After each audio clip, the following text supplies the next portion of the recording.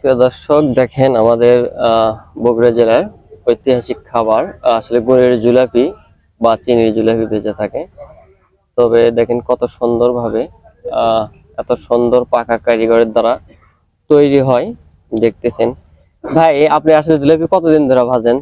তাও মোটামুটি 7-8 বছর। 8 বছর। আসলে জিলাপি দেখি পেঁচাপেচি করে ভাজে ভাই, আসলে সোজা করার মতো সিস্টেম নেই ভাই।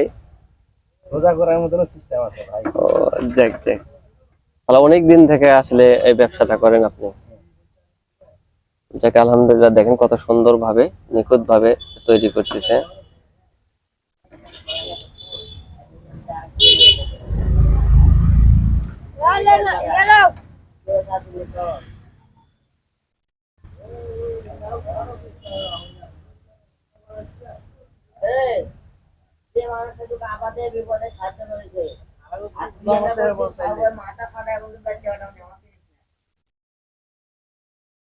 পেশেরা